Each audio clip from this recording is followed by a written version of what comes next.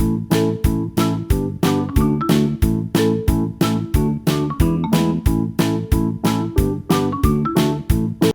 kids, how are you? I hope that you will be fine and happy. Today we will read this chapter 15, The Moon. Okay?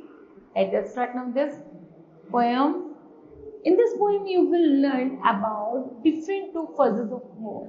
जैसे kids आपने देखा होगा जो moon की चंद्रमा की जो शेप्स होती हैं वो डिफरेंट डिफरेंट होती हैं। प्रत्येक दिन चंद्रमा जैसे अपना आकार बदलता है। Let's read the poem to know more about it. चलिए इस पोएम के माध्यम से और जानते हैं। Okay, let's start now. The moon has a face like the clock in the hair. जो मून है वो एक हॉल में क्या है, क्लॉक की तरह अपना फेस रखता है। She shines on the thieves on the garden wall. तब वह चोरों की तरह जब बगीचे में चमकता है। On street in the fields and the harbor पे, तो वह सड़कों पर, गलियों में, फील्ड्स पर सब जगह दिखता है।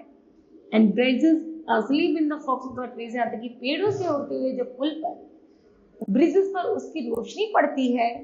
The squealing cats and the speaking mouse, तो ऐसा लगता है जैसे झगड़ालू जो बिल्ली होती हैं और जो माउस होते हैं आपस में लड़ रहे हैं। The howling dog by the doors of the house, यहाँ तक कि दरवाजों के बाहर कुत्ते भी बहुत अच्छी तरीके से रखवाली कर पाते हैं। जब जो मून होता है, जब उसकी पूरी रोशनी हो जाता है तो उसका जब उसकी शेप जो होती है वो सर्कुलर होती है। Okay, the bed lies in the bed at the noon, और जो चमगादड़ होती है जब वो दोपहर में आराम करती हैं। All loves to be out of the light of the moon, लेकिन वो जो चमगादड़ भी है उन्हें भी चंद्रमा की रोशनी इतनी अच्छी लगती है वो पूरी रात इधर उधर घूमती हैं।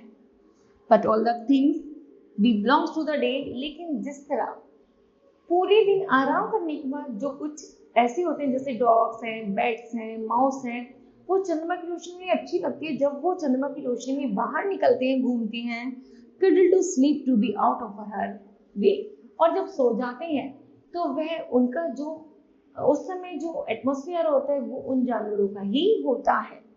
And flowers and the children close their eyes, यहाँ तक कि फूल और बच्चे जब अपनी आंखें बंद कर लेती हैं।